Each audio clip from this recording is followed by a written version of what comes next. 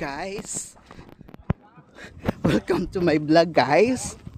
Ayan, ang tatahakin naman natin ngayon ay sobrang, tulad ng dati, as a letter carrier, sakripisyo ang paglalakad sa malubak na daan. Ayan. Pero ini-enjoy ko lang yung buhay, di ba alam nyo mga guys? Ganito talaga ang buhay. Tiyaga-tiyaga lang.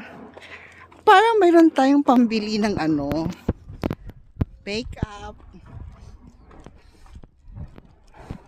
At saka para rin matulungan natin ang ating mga pamilya. Kahit mahirap, pero kinakaya naman. That's life. I-enjoy lang natin ang buhay natin, di ba? Kahit alam natin na medyo delikado. Kaya naman sana ng motor, kaya lang I'm scared. Tingnan nyo naman yan, oh. Matirik. At saka basa ang kalsada. Baka mamaya may slides pa ako. Slides? May Fs? Ayan. Di ba? May mga motor naman dun sa unahan. Pero tingnan nyo naman yan, dinaanan ko. Mga bangin-bangin.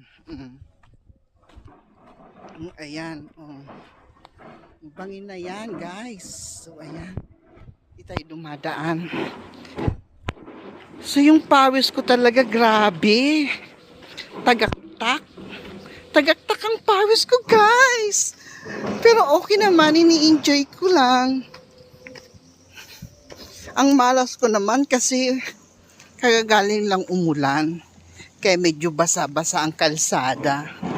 Ayan. Medyo malayo pang aking pupuntahan. Naka 1 minute na nga ako.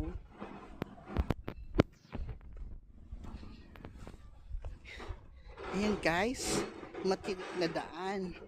Mabato. Kaya ito talagang buhay ng letter carrier, di ba? Natatakot ako baka bigla ako madulas. Pag nadulas ako, ewan ko lang. Di ba? Kaya dapat lagi tayo may dalag tubig para sa pagpawi ng uhaw.